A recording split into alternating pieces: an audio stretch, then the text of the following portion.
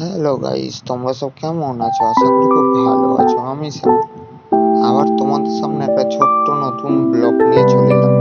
Guys, আমি এখন এসে গেছি পূর্ব বর্ধমান জেলার পাতলা গ্রাম পঞ্চায়েতের চাগ্রামে উমাপতি কুমারের বাড়িতে। চলো তোমাদের ঘুরিয়ে দেখানো যাক। উমাপতি কুমার হচ্ছে আমাদের কলকাতার মোহনবাগানের বিখ্যাত ফুটবল খেলোয়াড় ছিলেন। তো এটি ওনার বাড়ি।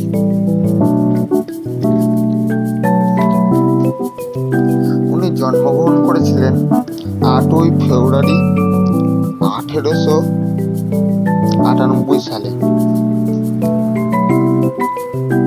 ওনার বাবার নাম ছিলেন রজনীকান্ত কুমার।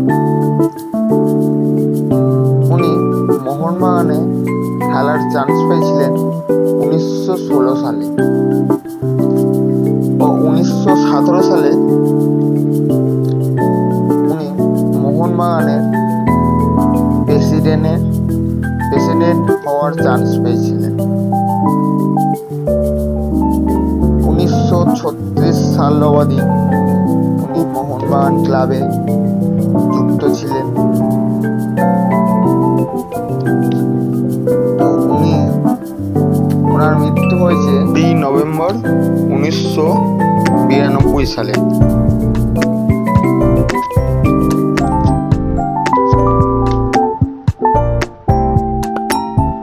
এটি হচ্ছে উমাপতি কুমারের বাড়ি। চলো, এটি হচ্ছে উমাপতি কুমারের বাড়ির দুর্গা মন্দির। খুবই পুরনো।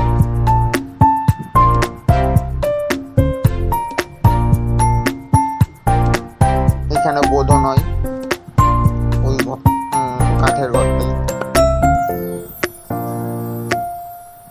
আগেকার যুগের বাড়ি দেখো। প্রায় এখন আগেকার যুগের বাড়িগুলো সব নষ্টই হয়ে গেছে।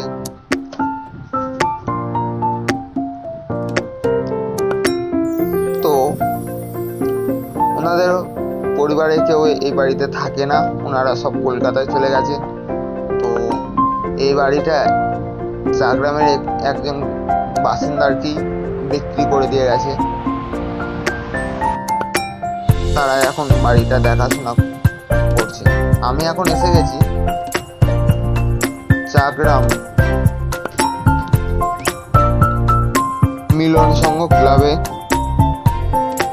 ওনার মূর্তিটা দেখাতে। এটি হচ্ছে উমাপতি কুমারের মূর্তি।